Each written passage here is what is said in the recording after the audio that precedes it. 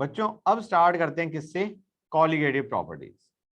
ये colligative properties क्या होती हैं, पहले मैं सीधा स्टेटमेंट लिख देता हूं, स्टेटमेंट से ही समझ में आ जाएगा, it's not that difficult. The properties of solutions which are dependent only on the total number of solute particles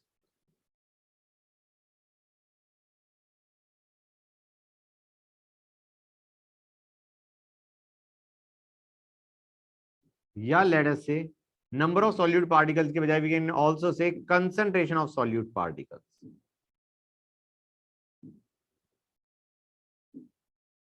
in solution. मतलब ऐसी प्रॉपर्टीज जो सिर्फ number of particles of solute पे डिपेंड कर रही है इन the solution, number of particles of solute या late us से the concentration of solute in solution, सिर्फ उसी पे डिपेंड कर रही है वो प्रॉपर्टीज। मतलब तुमने सॉल्यूट क्या लिया उस पर तो डिपेंड ही नहीं कर रही। The nature of solute has no effect on these properties guys, कि तुमने इलेक्ट्रोलाइट लिया नॉन इलेक्ट्रोलाइट लिया, इट मेक्स, मतलब ठीक है that is not a good example जो मैंने अभी लिया। आइडिया क्या है, किस टाइप का हमने लिया है दैट सॉल्यूट, उस पे वो डिपेंड नहीं करती। ठीक है बच्चों, the nature of the solute that we have taken उस पे डिपेंड नहीं करती। तो वही चीज मैं लिख रहा हूं, colligative properties do not depend on the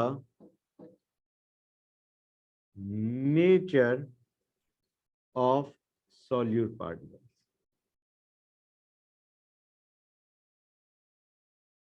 अब आते हैं गाइस एक बड़ी काम की चीज, यहां पे जो भी हम सॉल्यूशन देखेंगे ना, will consider a non volatile solute in a volatile solvent. जो भी हम प्रॉपर्टीज देखेंगे कॉलिगेटिव प्रॉपर्टीज, उसमें वी अज्यूम या लेट अस से उसके अंदर हमारा एक गिवन कंस्ट्रेंट है कि जो तुम्हारा सॉल्यूट है वो बंदा क्या है, नॉन वॉलेटाइल। मतलब नॉर्मली नॉर्मली तुम्हारा क्या होगा, आयनिक सॉलिड। ठीक है ना बच्चों, सॉलिड्स इन लिक्विड्स बेसिकली। ठीक है ना गाइस, मतलब तुम्हारा आयनिक के बजाय you can have non ionic solute also, but the idea is you will have a non volatile solute, solid in liquid के तुम्हारे ये केस बनेंगे। ठीक है ना guys, colligative properties is studied for non volatile solute in a volatile solvent. तो वो भी मैं लिख देता हूं, colligative properties are seen for solutions having non-volatile solute,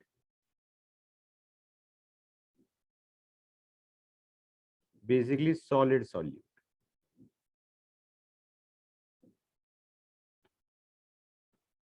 okay guys, तो बच्चों तुम्हारी कॉलिगेटिव प्रॉपर्टीज होती है चार। There are 4 colligative properties.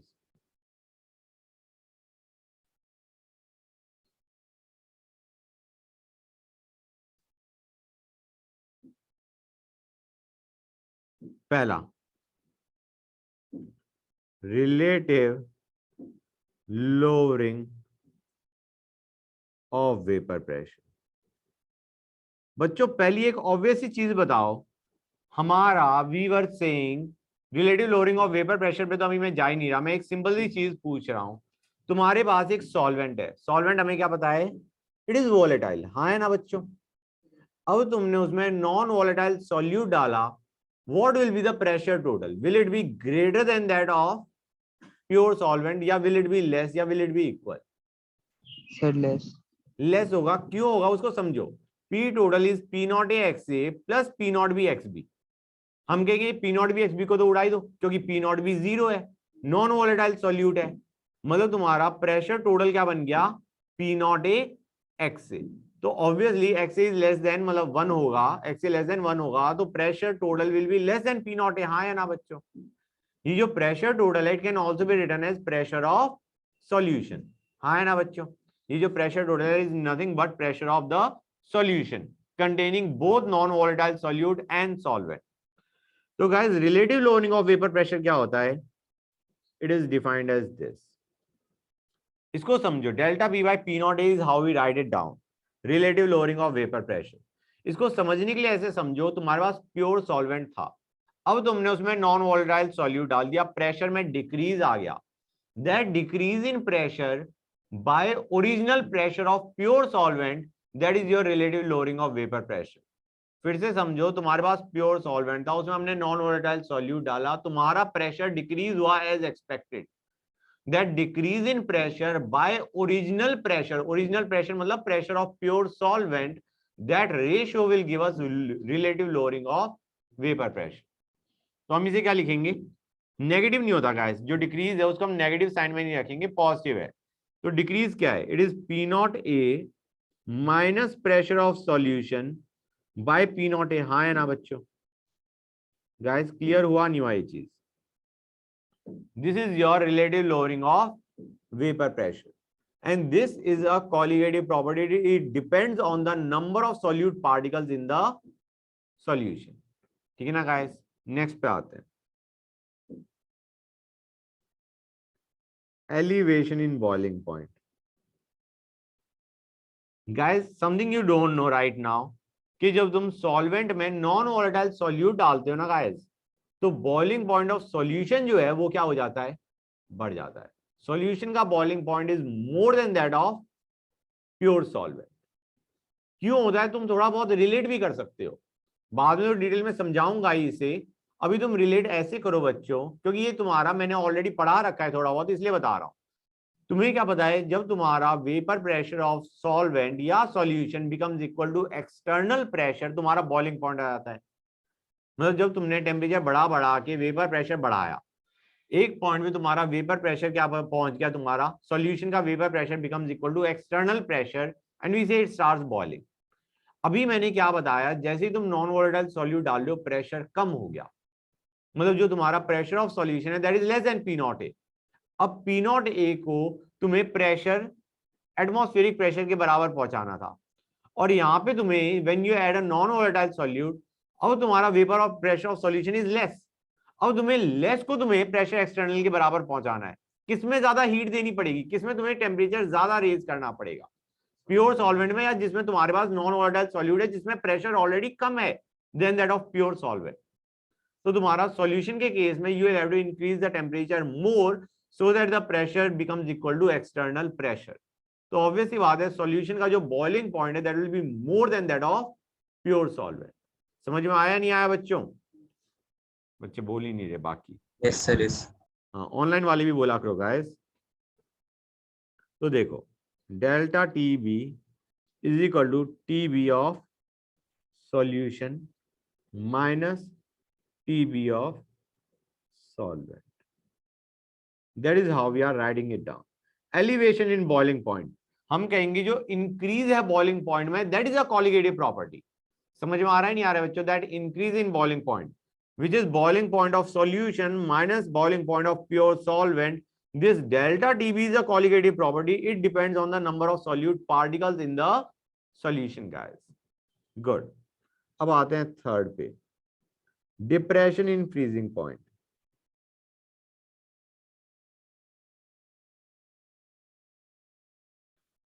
Freezing point में डिप्रेशन, आइडिया क्या है बच्चों? ये चीज मैं बाद में बताऊंगा, क्योंकि उसके लिए I will have to tell you what exactly is freezing point. जब बॉइलिंग पॉइंट को हम कहते हैं ना, when the vapour pressure of solution becomes equal to atmospheric pressure, then we say it is the boiling point. तो guys ऐसी freezing point की भी डेफिनेशन है, अभी डिटेल में नहीं पढ़ेंगे.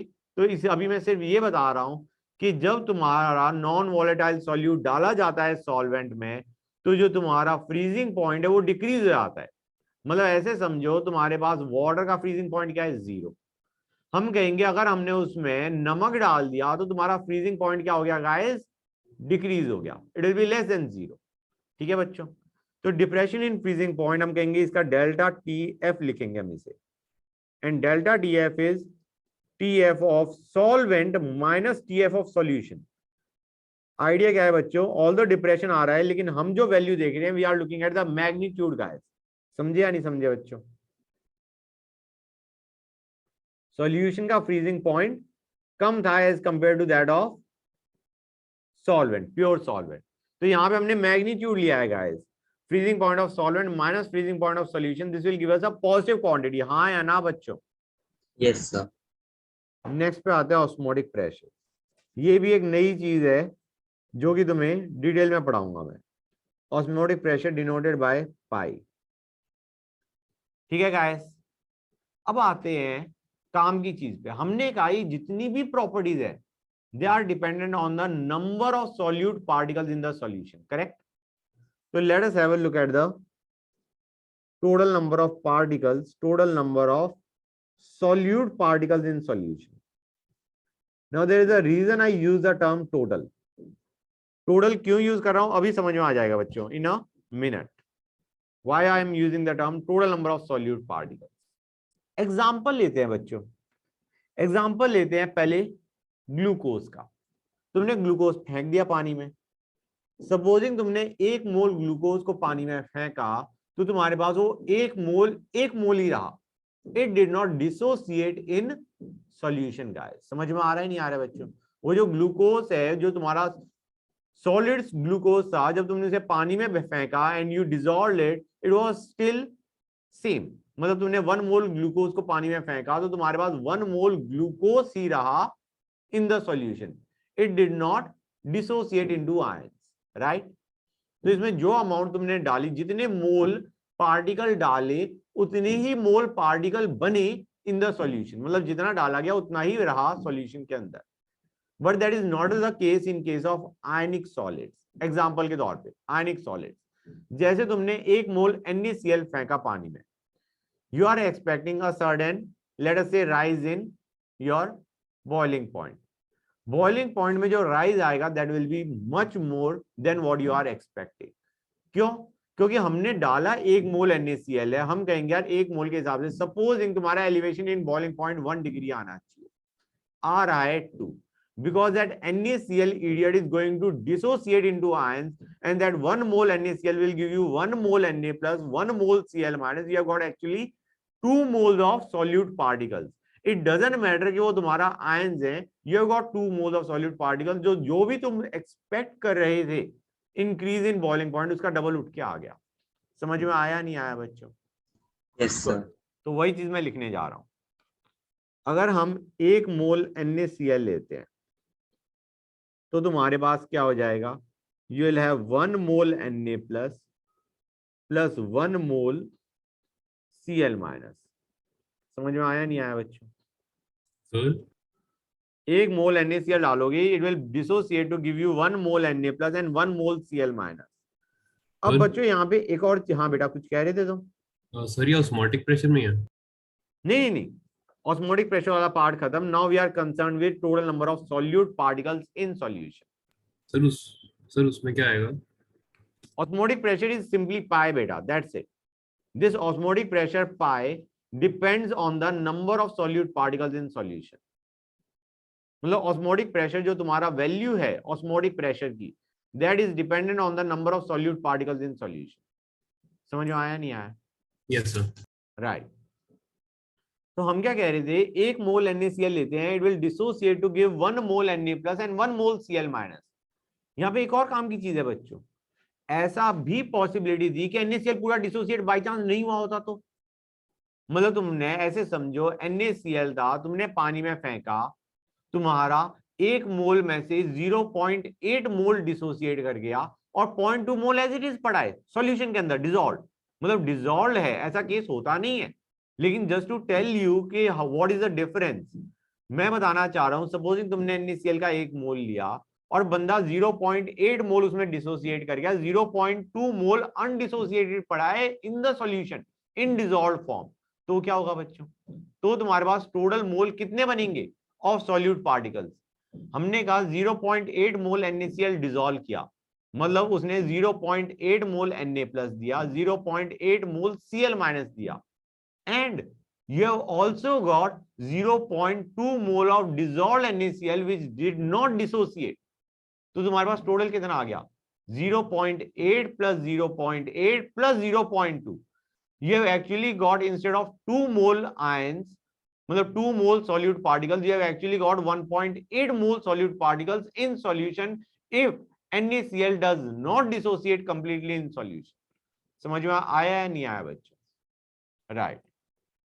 तो यहां पे जब मैं 2 मोल की बात कर रहा हूं, total number of solute particles 2 मोल है, आई एम अज्यूमिंग कि NaCl पूरा का पूरा डिसॉल्व हुआ, पहली चीज।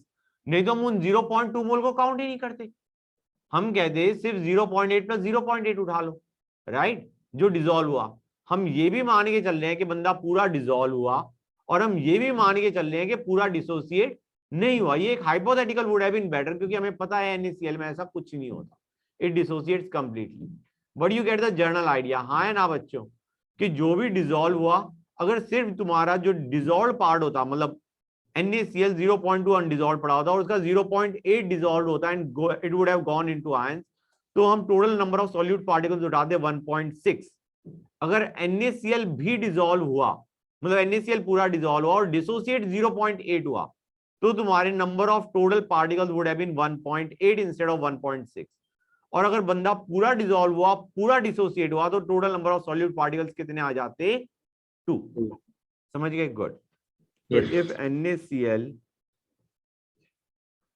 is completely dissociated,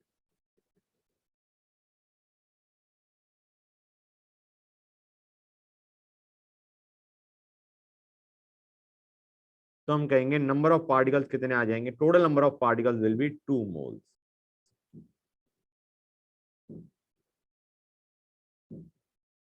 ठीक है बच्चों। लेकिन बाई चांस तुम शुगर लेते, जो मैंने बताया था, तो उसमें 1 मोल हमने शुगर लिया, तो वो तुम्हारा सॉल्यूशन में जाने के बाद भी 1 मोल शुगर ही देगा, it does not break down.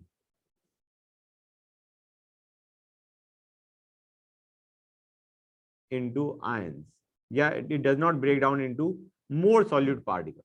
अच्छा बच्चों, अगर शुगर लिखा हुआ है तो please understand it is C12H22O11। Glucose होगा तो we will specify glucose. Sugar अगर लिखा हुआ है, this is what we consider. ठीक है बच्चों। अब गाइस, जो मैंने केस बनाए थे, बेसिकली एक NaCl से जो सारे केस बनाए थे, उनको स्टडी कर लेते हैं। अब पहले आते हैं solids which break down on dissolution। ये तो हम मान के ही नहीं चल रहे कि ऐसा भी, जो मैंने लास्ट केस लिया था ना बच्चों, कि तुम्हारा NaCl जो अनडिजॉल्व्ड है वो 0.2 नीचे पड़ा है, और जो सॉल्यूशन में है वो 0.8 है। वो केस तुम्हारा किस में होगा बच्चों? कोई बताएगा मुझे? अगर तुम्हें याद हो, आयनिक इक्विलिब्रियम में हमने स्पेरिंगली सॉल्युबल सॉल्ट्स उठाए थे, ये उनका केस है गाइस। समझ में आ रहा है नहीं आ रहा है बच्चों? स्पेरिंगली सॉल्युबल सॉल्ट वो होते हैं जो गधे नीचे पड़े रहते हैं, मोस्ट ऑफ देम, और उसके कुछ part goes into you know liquid में डिसॉल्व हो जाएंगे, और जो भी डिसॉल्व हुआ वो कंप्लीटली डिसोसिएट कर गया। तो जो मैंने थर्ड केस लिया था, जहां पे वो 0.2 को मैंने एक्सक्लूड कर दिया था, that was actually the case of sparingly soluble salt, कि तुम्हारा मोस्ट ऑफ द पार्ट नीचे पड़ा है आउट ऑफ द सॉल्यूशन, और कुछ आयंस, कुछ पार्ट डिसॉल्व, और जो भी डिसॉल्व हुआ it broke completely into ions. तो वो तुम्हारा केस बनता है स्पेरिंगली सॉल्युबल का। उस केस को मैं कंसीडर ही नहीं कर रहा फॉर द टाइम बिंग। मैं अभी जो पहला केस ले रहा हूं, वो ले रहा हूं कि जो तुम्हारा कंप्लीटली डिसोसिएट कर गया इनटू आयंस, जिनको हम क्या बोलेंगे? इलेक्ट्रोलाइट। ठीक है ना guys? Which break down completely on dissolution in water, उनको हम क्या बोलते हैं? इलेक्ट्रोलाइट। एंड यहां पे when I am talking about electrolyte, I am talking about strong electrolyte. समझ में आ रहा है नहीं आ रहा है बच्चों? पूरा डिसोसिएट हो गया। When I am saying electrolyte, I mean complete electrolyte, मतलब strong electrolyte which completely breaks down. दूसरे पे आते हैं, solids which do not break down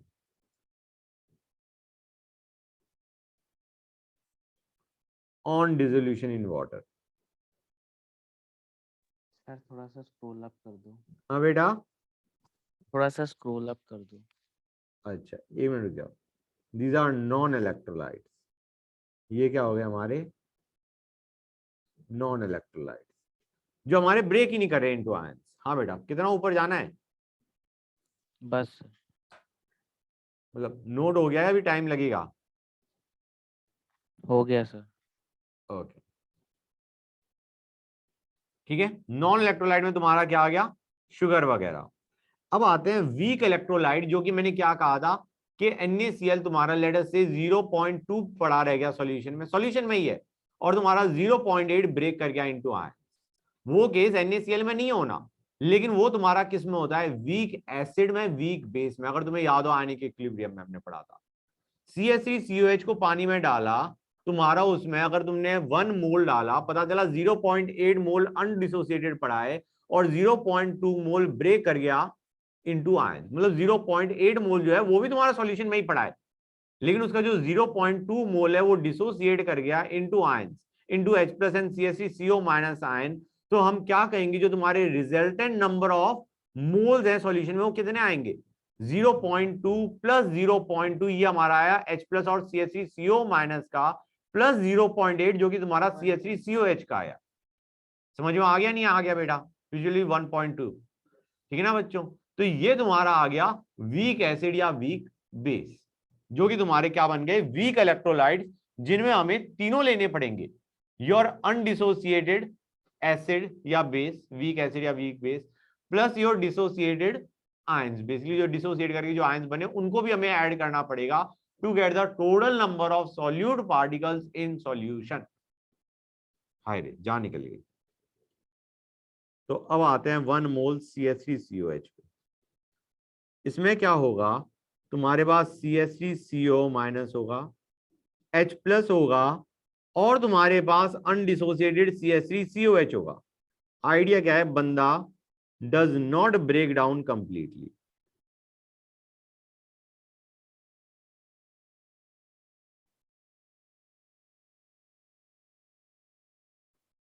Basically he is a weak electrolyte. It is a weak electrolyte. ठीक है बच्चों, तो इसमें हमें क्या लेना पड़ेगा? CH3COH plus H plus plus CH3CO minus, ये सारे आयंस को लेना पड़ेगा, and this will give us total solute ions in solution. Total particles in solution would be better term. Total particles, solute particles obviously in solution. अब बच्चों हमने कहा ये समस्या आ गई, मतलब अगर तुम्हारा शुगर वाला सिनेरियो होता तो हमारे को कोई झंझट नहीं था। यहाँ पे तो हमें आयंस निकालने पड़ेंगे वीक और स्ट्रॉन्ग इलेक्ट्रोलाइट के केस में कि what are the total number of solute particles in solution. We have to calculate, मतलब सीधा देख के यू कैन नॉट आइडेंटिफाई कि क्या आंसर होगा। तो उसके लिए बंदों ने एक नई चीज निकाली, van't Hoff factor. Van't Hoff factor, van't Hoff factor denoted by symbol I। हमने कहा, पहले मैं लिख दूं एक सिंपल सी स्टेटमेंट, द एक्चुअल अमाउंट या actual extent rather of dissociation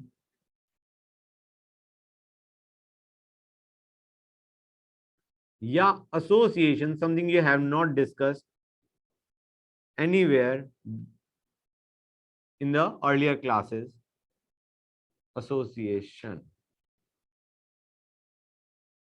can be expressed with a correction factor known as Van't Hoff factor.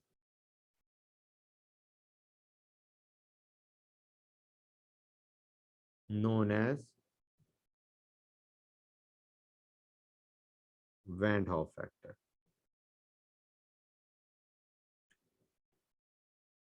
हमने क्या कहा? ऐसे समझो, moles of solute dissolved and actual moles of solute in solution, उन दोनों को relate करने के लिए we use van't Hoff factor. कितने मोल सॉल्यूट डिसॉल्व करे गए और कितने मोल सॉल्यूट बन गए सॉल्यूशन में, उन दोनों को रिलेट क्या करता है? Went Hoff factor denoted by symbol I। समझ में आया नहीं आया बच्चों? राइट। तो हम क्या लिखेंगे? वही हमारा फॉर्मूला है number of particles in solution. यहां पे जो मैं लिख रहा हूं number of particles in solution, I am talking about the particles that have, पहले मैं लिख दूं, number of particles in solution is equal to i into number of particles dissolve. समझ में आ रहा है नहीं आ रहा है बच्चों? जो पार्टिकल डिसॉल्व करे गए, that into I will give us the total number of particles that became after dissociation or association। बच्चों समझ में आ रहा है नहीं आ रहा है गाइस? आई से अगर हम मल्टीप्लाई कर देंगे, सपोजिंग हमने 1 मोल NaCl डिसॉल्व किया, I am assuming complete dissociation, तो तुम्हारे final mole of particles in solution कितने हो गए? 2। समझ में आ रहा है नहीं आ रहा है बच्चों? 1 मोल NaCl डिसॉल्व किया, after dissociation the total number of solute particles that were in the solution were 2, right? तो बेसिकली 2/1 इज योर आई। समझ में आया नहीं आया बच्चों? Number of solute particles in solution which was 2 divided by number of solute particles जो कि dissolve करे गए 1, तो 2/1 is your value of I. Guys समझ में आया नहीं आया बच्चों? तो गाइस सर पहले हर आते बार हैं, अलग होगा। क्या कह रहे हो बेटा? सर हर बार आई अलग होगा। हाँ, for every solute it will be different in a way, in a way. समझ में आ रहा है नहीं आ रहा है बच्चों? तो सबसे पहले आते हैं केस 1, नॉन इलेक्ट्रोलाइट। यार मुझे कोई बताएगा नॉन इलेक्ट्रोलाइट के केस में आई की वैल्यू क्या होगी? Because it is very easy, that is why I am asking you guys. 0। Zero मत बोलो यार, रेशियो है। अगर तुमने 1 मोल लिया तो फाइनली भी 1 मोल है। Come on guys, 1/1, it is not 0, it is 1। हाँ या ना? यस। तो i will be equal to 1। इसमें एग्जांपल क्या आ गया हमारा? शुगर। शुगर मैंने बताया था, शुगर को please do not consider it glucose, it is your C12H22O11। Glucose, fructose and your urea, common examples मैंने उठा लिए। ठीक है बच्चों, यहां तक कोई डाउट गाइस? यूरिया जिसका तुम्हें मॉलिक्यूलर मास भी पता होना चाहिए and formula 2। This is your urea, NH2CONH2। अब आते हैं केस 2, इलेक्ट्रोलाइट्स। इलेक्ट्रोलाइट्स को देखो बच्चों, इलेक्ट्रोलाइट में वीक और स्ट्रॉन्ग को हम साथ में कंसीडर करेंगे, ठीक है ना? साथ में कैसे कंसीडर करेंगे उसे देखो। इलेक्ट्रोलाइट में हमें एक चीज पता है, कॉमन चीज क्या है? डिसोसिएशन। एक में कंप्लीट डिसोसिएशन होगी, एक में इनकम्प्लीट डिसोसिएशन होगी, ठीक है ना बच्चों? Late us consider electrolyte AXBY। Stress मत लेना बच्चों, बाई चांस बच्चों को दिक्कत आ रही है, नॉर्मली जो पढ़ चुके हैं उनको तो दिक्कत नहीं आनी चाहिए। They have seen this lot many times. AXBY, AXBY is your electrolyte. ये डिसोसिएट करेगा तो it will give XAY plus YBX minus. Basically X ions देगा A के और Y आयंस देगा B के। हाँ है ना बच्चों? यहां पे मैं मान के चल रहा हूं alpha is the degree of dissociation. Degree of dissociation क्या है? अल्फा। अंडरस्टैंड करो बच्चों, NaCl था, झंझट पड़ा ही नहीं हमें। झंझट क्यों नहीं पड़ा? क्योंकि तुम्हारा NaCl बंदा कंप्लीटली डिसोसिएट कर रहा था। यू कुड इजीली टेल कि अगर 1 मोल लिया है तो अब इसके 2 मोल बन गए। लेकिन जैसे तुम्हारे पास वीक इलेक्ट्रोलाइट है CH3COH, उसके लिए तो तुम्हें पता होना चाहिए, you should already be knowing this value कि तुम्हारा वो कितना डिसोसिएट हो रहा है। अगर 1 लेते हो तुम originally, then what is the amount that dissociated. समझ में आ रहा है नहीं आ रहा है बच्चों? कि अगर हम 1 लेते हैं तो उसमें से हमें पता है अल्फा डिसोसिएट करता है, राइट? जो हम रिएक्शन में क्या कहते हैं, अल्फा रिएक्ट कर गया। तो guys alpha is the degree of dissociation या amount reacted if the original amount taken was 1। तो गाइस यहां पे मैं क्या मान के चल रहा हूं, हमने इनिशियली C मोल्स लिए थे। तो गाइस इसमें कितना रिएक्ट कर जाएगा, कितना डिसोसिएट कर जाएगा rather? C minus C alpha, ठीक है ना गाइस? तो C minus C alpha react करा, मतलब C अल्फा रिएक्ट करा, बचा कितना? C minus C alpha. This is telling us the moles. अगर मैं C को मोल मानता हूं इनिशियली, नॉट कंसंट्रेशन, मोल मानता हूं इनिशियली, तो हम कहेंगे C अल्फा मोल्स डिसोसिएट कर गए, तो बचे कितने AXBY के? C minus C alpha, right? इसके कितने बने बच्चों? XC alpha. दूसरे के बने YCl। And you can automatically understand guys, अगर हमारा स्ट्रॉन्ग इलेक्ट्रोलाइट होता तो अल्फा की वैल्यू क्या उठ के आ जाती बच्चों? 1। गुड। तो अगर स्ट्रॉन्ग इलेक्ट्रोलाइट होता like NaCl, K2SO4, Al2SO4 thrice, strong electrolyte उठाओगे तो हमारा अल्फा की वैल्यू 1 पहुंच जाएगी। ठीक है बच्चों, तो हम क्या कहेंगे, what is the net moles या नेट कंसंट्रेशन। यार सी को है ना कंसंट्रेशन ही उठा लेते हैं, ठीक है ना गाइस, फर्क कुछ पड़ता नहीं क्योंकि रेशियो लेने वाले हैं at the end, right. Moles की लो, कंसंट्रेशन की लो, इट डजंट मैटर। तो नेट कंसंट्रेशन क्या हो जाएगी, it will B AXBY plus A plus B। हाँ है ना बच्चों, नेट तीनों का ऐड करेंगे, it will B C minus C alpha plus XC alpha plus YC alpha. हाँ है ना बच्चों, this is the net concentration of solute in solution. हाँ या ना, राइट। एक काम करते हैं, C को कॉमन निकाल लेते हैं और इसको भी थोड़ा सॉल्व करते हैं। 1 plus x by y x plus y minus 1 alpha. समझ में आया नहीं आया बच्चों, कोई दिक्कत यहां तक गाइस? नहीं सर। गुड। हाँ बेटा क्या कह रहे हो? अल्फा, ठीक है ना बेटा, गुड। अब हम क्या करेंगे, let x plus y be equal to n. ये मैंने क्यों किया है अभी समझ में आ जाएगा, नॉट बिग डील। मैं फॉर्मूला को जर्नलाइज करना चाह रहा हूं, तो ये 1 प्लस एन माइनस 1 अल्फा बना। हाँ या ना?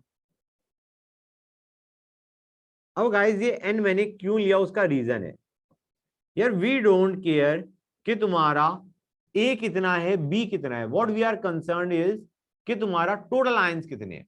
तो एन हमारा ये बता रहा है कि अगर एन हमारा क्या था, एक्स प्लस वाई, एक तरीके से एन हमें ये बता रहा है कि अगर हमने एक सॉल्यूट पार्टिकल लिया होता तो n is telling us the number of solute particles it dissociates into. अगर हम एक AXBY ले रहे हैं तो n हमें क्या बता रहा है, x plus y is nothing but the total number of solute particles that are formed after dissociation. हाँ या ना? जैसे NaCl में तुम्हारा नंबर ऑफ सॉल्यूट पार्टिकल्स वो कितने में डिसोसिएट करेगा, 2 में, तो n की वैल्यू आ गई 2। वी डोंट केयर कि इसमें Na कितना है Cl कितना है, इसलिए मैंने उसको कंबाइन करके n लिख दिया। Al2SO4 थ्राइस लेंगे, कितना आएगा, 5। Al2SO4 thrice, 3 sulphate 2 Al, n की वैल्यू क्या आ गई, 5 बच्चों। K2SO4 लोगे, n की value 3। You get the general idea, ठीक है ना बच्चों। तो we can easily calculate n for different solute. हाँ है ना, हमें ये तो पता ही है कि वो कैसे डिसोसिएट कर रहा है, because that is the only thing you need to know to calculate n, कि वो कैसे डिसोसिएट कर रहा है। गुड। तो ये हमारा आ गया नेट कंसंट्रेशन। ओरिजिनल कंसंट्रेशन क्या थी बच्चों, C। हमने डाला तो AXBY का C था। तो गाइस पहले मैं n को लिख दूं, n was nothing but number of solute particles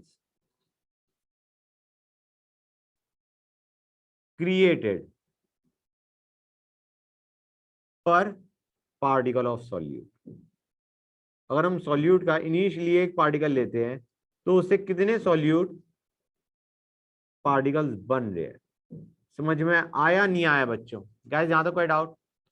अब हम फॉर्मूले में डालते हैं, C into 1 plus n minus 1 alpha is equal to I into C। हाँ या ना? Net number of solute particles in solution is equal to I into number of solute particles dissolved। यहां से हमारा I की वैल्यू क्या आ गई, 1 plus n minus 1 alpha for electrolyte. बच्चों समझ में आ रहा है नहीं आ रहा है गाइस? जो बंदे डिसोसिएट कर रहे हैं इन सॉल्यूशन, उनके लिए we have got the expression for I। यहां तक कोई डाउट बच्चों? आई डोंट थिंक कोई डाउट है। गुड, ये हमारा हो गया। और अगर तुम्हारा स्ट्रॉन्ग इलेक्ट्रोलाइट है तो हमें अल्फा की वैल्यू भी पता है 1, हम डाल देंगे, ठीक है। तो गाइज यहां पे एक बड़ी काम की चीज है, if nothing is specified about electrolyte, if nothing is specified about electrolyte, तो एक काम करो, अल्फा को 1 ही मान लो। इलेक्ट्रोलाइट में mostly I am talking about salts, assume strong electrolyte, मतलब अल्फा 1।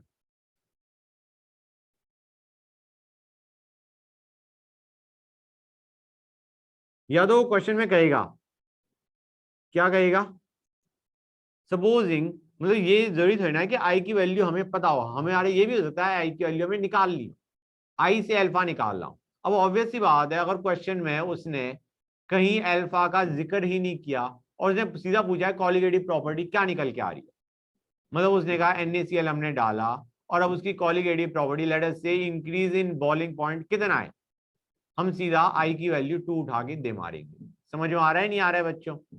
गाइस क्लियर हुआ नहीं हुआ? आई की वैल्यू 2 आएगी नहीं आएगी NaCl के केस में? एन तुम्हारा Yes. 2 हो गया, अल्फा तुम्हारा 1 हो गया, आई की वैल्यू 2 आ गई, हाँ या ना? Yes, sir.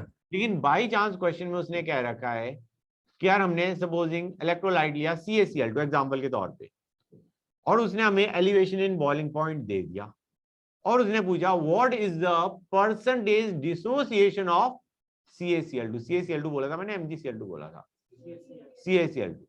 उसने हमें एलिवेशन इन बॉइलिंग पॉइंट दे दिया, उसने ये भी हमें बता दिया इनिशियली हमने कितने मोल्स लिए थे। अब उसने पूछ लिया, या इनिशियल मोल्स की जरूरत नहीं पड़ेगी मे बी, आइडिया। अब उसने पूछा what is the percentage dissociation of CaCl2। तो ऑब्वियस सी बात है यहाँ पे अल्फा 1 नहीं है, उसने अल्फा इंटू 100 की तो वैल्यू पूछी है तुमसे। समझ गए गाइस? गुड। तो अब आगे चलते हैं, let us discuss some examples. वही एग्जांपल जो कुछ मैं ले चुका हूं और कुछ एग्जांपल जो कि तुमने नहीं देखे हैं पहले। एग्जांपल्स, KCl या NaCl लोगे तो हम क्या कहेंगे, K plus plus Cl minus बना रहा है, आई की वैल्यू हमारी आ जाएगी 1 plus 2 minus 1। Total number of ions कितना देता है, एक KCl 2 इंटू अल्फा, अल्फा को हम 1 ही मान लेते हैं इनके केसेस में, तो आई की वैल्यू 2 आ गई। ठीक है गाइस? अब सपोजिंग हम लेते हैं स्ट्रॉन्ग इलेक्ट्रोलाइट में, let us consider a strong acid और स्ट्रॉन्ग बेस। हम कहेंगे H2SO4। गाइस ये ब्रेक करता है to give H plus ions and sulphate ions. अब ऑल्दो पहला H लूज करने की टेंडेंसी इसकी बहुत ज्यादा है, दूसरा H लूज करने की टेंडेंसी इसकी कम है, हमें पता है, but still it is so much कि हम मान के चलेंगे इसने दोनों के दोनों H प्लस पूरे के पूरे लूज कर लिए। मतलब ऑल्दो सेकंड H को लूज करने की टेंडेंसी उसकी कम है as compare to first, but still it is so much कि विल अज्यूम कंप्लीट डिसोसिएशन। तो यहाँ पे फॉर्मूला क्या आ जाएगा बच्चों, 1 प्लस n क्या हो जाएगा बच्चों, कोई बताएगा मुझे? 3 माइनस 1 into 1 which will give us 3 as the answer. बच्चों समझ में आया नहीं आया गाइस? आई की वैल्यू 3 उठ के आ गई। Yes, sir. अब बच्चों ये मत कहना मुझे सर CH3COH और उसके बारे में कुछ नहीं दे रखा, तो let us assume alpha equal to 1। हमें पता है गाइस इसका अल्फा 1 नहीं होता। ठीक है बच्चों, इट इज लेस देन 1, हाँ या ना? तो आई क्या हो जाएगा, हमें पता है 1 plus number of ions 2 minus 1 into alpha. I की एक्सप्रेशन क्या आएगा, 1 प्लस अल्फा के बराबर। समझ में आ रहा है नहीं आ रहा है बच्चों? गाइस क्लियर हुआ या नहीं हुआ? Number Yes. Of particles which it gives after dissociation is 2, तो 2 minus 1 into alpha, but will not consider alpha is 1। हमें पता है alpha is less than 1। Fact to learn. ठीक है गाइस? K2SO4 लोगे उसके लिए आई की वैल्यू क्या आएगी, कोई बताएगा मुझे? अगर कुछ नहीं दे रखा अल्फा 1 माने तो आई की वैल्यू क्या आएगी? 3 guys. 2K plus sir. And 1 sulphate. समझ में आ रहा है नहीं आ रहा है बच्चों? Yes, guys sir. Feel I नहीं आई? गुड। NaHSO4 के लिए हम आई क्या उठाएंगे यहां पे? Please guys be very careful. अगर मैं तुम्हें H2SO4 का अल्फा 1 कह रहा हूं तो please tell me what will be the i for NaHSO4। What you have to understand is, क्या हम यहाँ पे अल्फा लेंगे या नहीं लेंगे?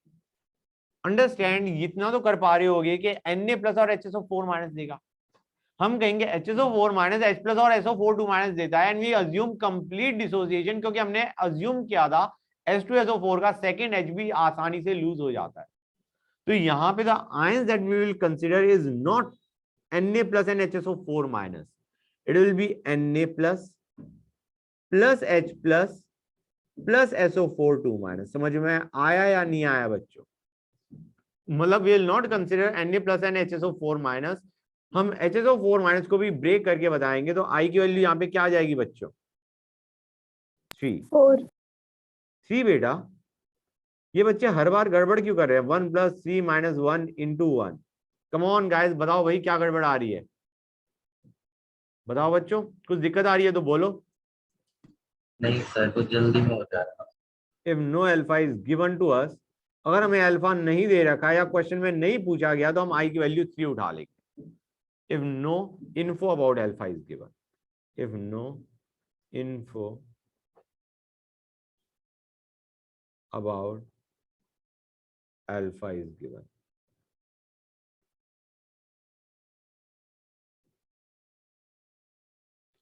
ठीक है बच्चों।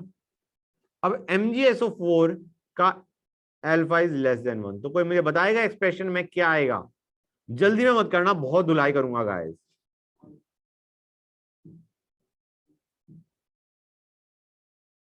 अल्फा की टर्म्स में guys, alpha is <1, come on बताओ बच्चों, क्या आएगा आई की वैल्यू? 2 यार गजब बच्चे भाई, मैं कह रहा हूं अल्फा है नहीं, मतलब sorry alpha is not equal to 1, बच्चे फिर 2 कह रहे हैं। क्या आएगा गाइस आंसर? 1 + alpha 1 + alpha.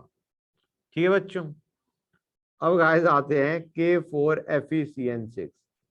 ये कॉम्प्लेक्स है। ये क्या है बच्चों? Complex compound. तो हम क्या कहेंगे गाइस, इसमें इंपॉर्टेंट चीज क्या होती है? Bracket does not break.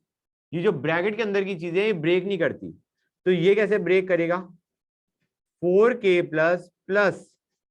FeCN6, और इस पूरे पे चार्ज क्या होगा बच्चों? अगर उस पे K+ है तो इस पूरे ब्रैकेट वाली चीज पे चार्ज क्या होगा? -। गाइस समझ में आ रहा है नहीं आ रहा है बच्चों? गुड। सर अब अगर तुम्हारा अल्फा 1 है तो आई की वैल्यू क्या आएगी? अल्फा 1 है, कंप्लीट डिसोसिएशन मान लिया, तो अल्फा की वैल्यू सॉरी आई की वैल्यू क्या आएगी? 5। और इफ अल्फा इज गिवन तो आई की वैल्यू क्या आएगी? 1 + 4 अल्फा। That's nice. हाँ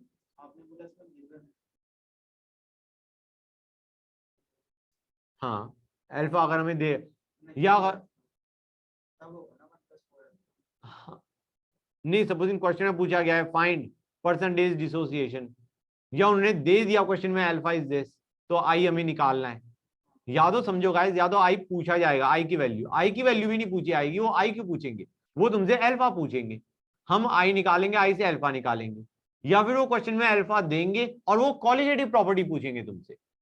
या तो उन्होंने कॉलिगेटिव प्रॉपर्टी दे दी और उन्हें पूछा परसेंटेज डिसोसिएशन बताओ, या फिर वो उन्हें परसेंटेज डिसोसिएशन दे दिया और कहा कॉलिगेटिव प्रॉपर्टी की वैल्यू बताओ। That is the only 2 ways in which they can ask question. तो वही चीज मैंने बता दी कि अगर अल्फा इन एनी केस <1 है तो हमारा आई की वैल्यू क्या आ जाएगी? 1 + 4 अल्फा। समझ में आया नहीं आया बच्चों? Yes sir. Al2SO4 राइस के लिए अल्फा की वैल्यू क्या होगी? Assuming alpha to be 1। मैंने अभी बताया था, मतलब बच्चे ने बताया था अभी। 5। Right. I think now everything is clear to you, no more questions. अब आते हैं थर्ड केस बच्चों, case 3, association of molecules, something you have not heard of before. Association of molecules.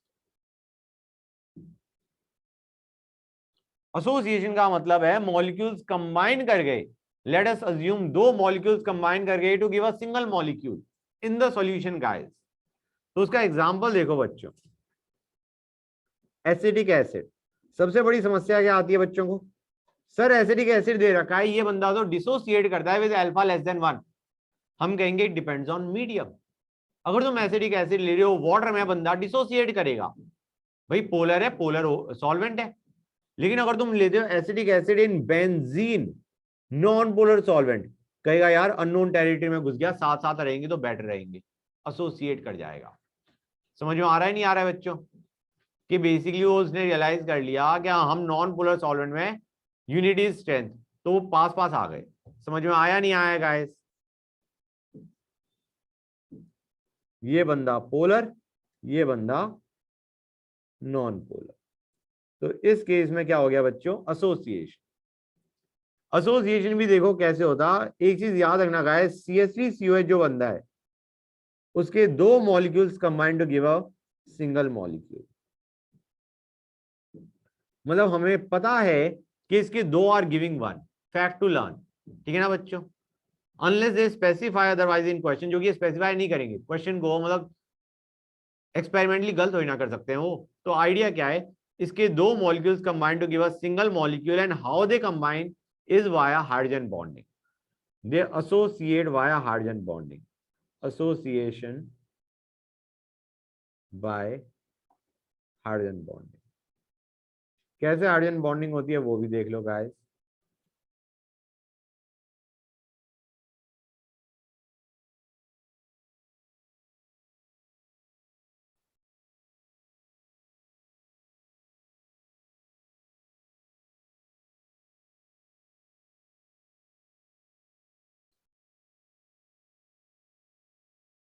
Hold on guys, मुझे थोड़ा दूर बनाना चाहिए था।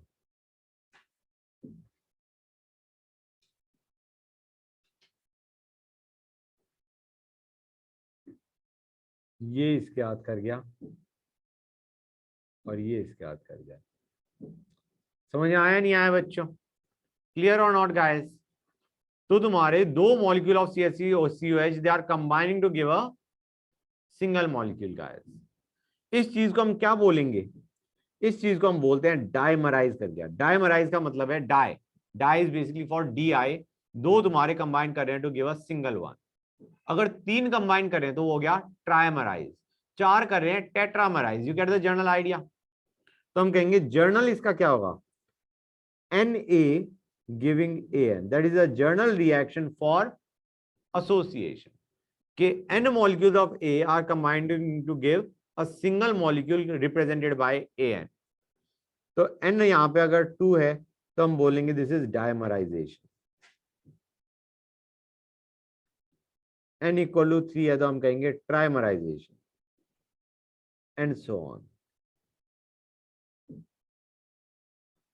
Okay guys, हमने कहा इसमें हमें I की वैल्यू चाहिए गाइस। किसी बच्चे को ऐसा तो नहीं लग रहा I की वैल्यू नेगेटिव आ जाएगी? भरोसा कुछ नहीं होता बच्चों का, नहीं अगर लग रहा है तो ऐसी कोई बड़ी बात नहीं है, बच्चों को ऐसा लगता है, no big deal about it. लेकिन नेगेटिव नहीं आएगी, ये लेस देन 1 आएगी। I ग्रेटर देन 1 का मतलब हो गया डिसोसिएशन, I इक्वल टू 1 का हो गया नो एसोसिएशन नो डिसोसिएशन, जैसे तुम्हारा शुगर यूरिया वगैरह। और I less than 1 and greater than 0, ये तुम्हारा बन गया क्या, एसोसिएशन। तो गाइस यहां पे देखते हैं, हमारे पास इनिशियली C था, C अल्फा बंदा रिएक्ट कर गया, रिएक्ट कर गया मतलब एनमराइज कर गया लेटर से, तो हम कहेंगे बचा कितना, C माइनस C अल्फा, और ये कितना बन गया वह बाय N। N से हमारा एक बन रहा है ना, N मॉलिक्यूल ऑफ A से एक मॉलिक्यूल ऑफ AN बन रहा है, तो C अल्फा से कितना बनेगा, C alpha by N।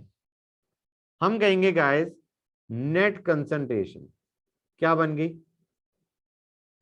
It will B C minus C alpha plus C alpha by N। हाँ है ना बच्चों?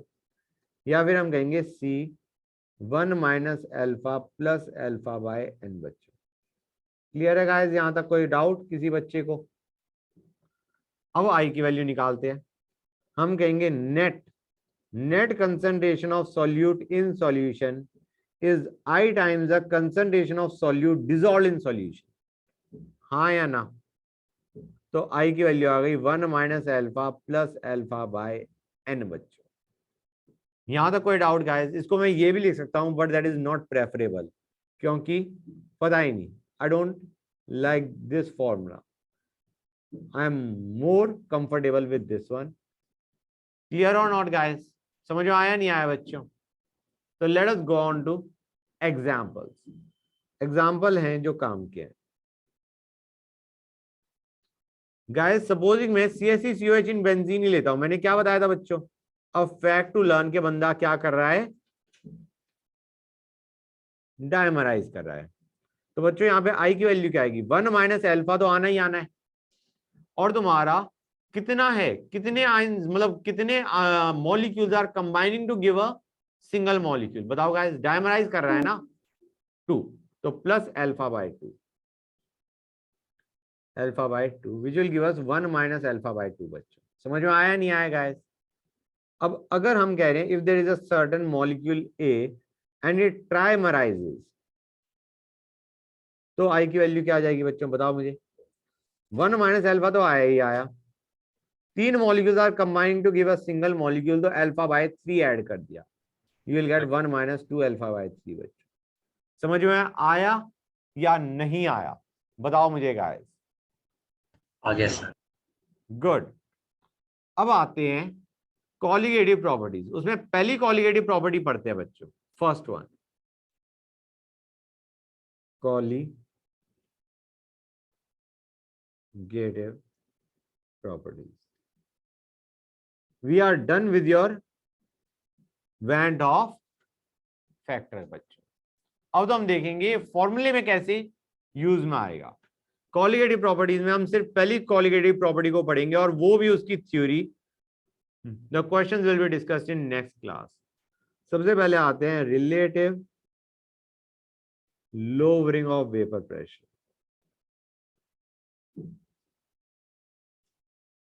पहली चीज बच्चों, relative lowering of vapour pressure, हम कहेंगे ये तुम्हारा एक्चुअली राउल्ट्स लॉ से ही इसका एक्सप्रेशन बनेगा। गाइस तुम्हें याद है प्रेशर ऑफ सॉल्यूशन क्या होता था? It was P not A x से, हाँ या ना? क्योंकि तुम्हारा सॉल्यूट बनता, नॉन वोलेटाइल वो तुम्हारा वेपर को कंट्रीब्यूट ही नहीं कर रहा। हमें एक्सप्रेशन चाहिए delta B by P not A का, राइट? तो एक काम करते हैं, let us write this down as P not A, X A को लिख दो 1 माइनस एक्स बी। ठीक है बच्चों, यहां तक कोई doubt guys? Now let us send this down, क्या बन जाएगा? You will have 1 minus x b is equal to pressure of solution by p not a, हाँ या ना? और यहां से एक्स बी क्या आ जाएगा? It will B 1 minus pressure of solution by pressure of pure solvent, हाँ या ना बच्चों?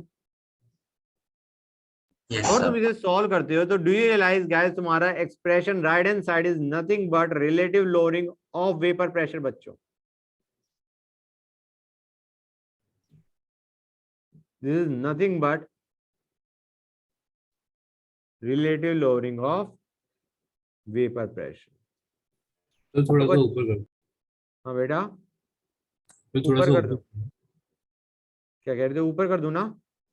हाँ जी सर। ये लो, करो नोटिस। तो बच्चों एक चीज समझ में आई या नहीं आई कि जो relative lowering of vapour pressure है ये तुम्हारा बराबर किसकी आ गया? Mole fraction of solute in solution. मतलब relative lowering of vapour pressure mole fraction of solute in solution के बराबर है। Mole fraction of solute which is moles of solute by moles of solute plus moles of solvent, हाँ या ना? Yes sir. लिख लिया बेटा जो बच्चा ऊपर नोट कर रहा था? Yes sir. ओके, ये आ गया हमारा relative lowering of vapour pressure.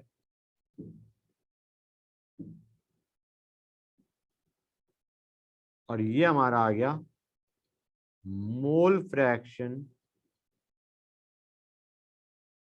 Of solute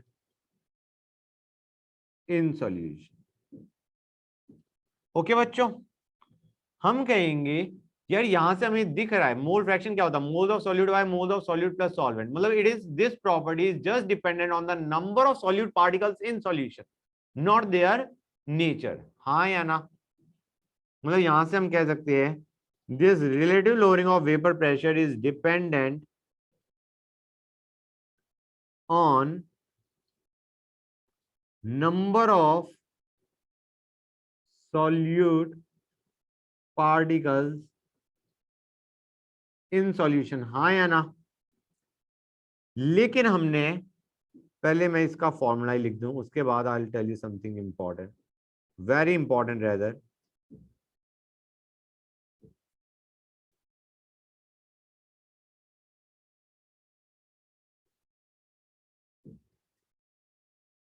ये हमारा था, है या नहीं बच्चों? अब गाइस यहाँ पे देखो, हमारे पास हमें दे रखा है moles of solute by moles of solute plus solvent. अगर तुम्हारा ये सॉल्यूट एसोसिएट या डिसोसिएट करता है तो NB are not the actual moles of solute in solution. Actual moles of solute क्या हो जाएंगे? I। क्लियर और not guys? I into moles dissolved will give us the actual moles of solute in solution, हाँ या ना? तो ये हमारा, अगर if solute is या dissociates या associates, तो तुम्हारा फॉर्मूला क्या हो जाएगा बच्चों? हम कहेंगे in that case delta P by P not A will be equal to I into NB over I into NB plus NB। ये चीज समझ में आई या नहीं आई बच्चों? गाइस बोलो भाई, हाँ sir. is this clear or not? This is very important guys. Anything else can be handled, लेकिन अगर ये चीज समझ में नहीं आ रही तो you will have a lot of difficulty solving questions in the next class बच्चों। क्लियर है गाइस? मतलब जहां पे भी तुम्हारा एसोसिएशन या डिसोसिएशन है, या क्वेश्चन की लैंग्वेज से समझ में आ रहा है एसोसिएशन या डिसोसिएशन है, जो भी तुम्हारे मोल्स ऑफ सॉल्यूट उन्होंने क्वेश्चन में दे रखे हैं, क्योंकि क्वेश्चन में वो कभी ये नहीं देगा एक्चुअल मोल्स आफ्टर डिसोसिएशन या एसोसिएशन, वो वही देगा जो मोल्स डिसॉल्व करे गए। You will have to multiply it by i to get the answer बच्चों। समझ में आया नहीं आया गाइस? क्योंकि जो INB है, this is not something new, it is just telling you the actual moles of solute in solution. समझ में आया या नहीं आया बच्चों, ये बता दो मुझे। आ गया। गुड गाइस, चलो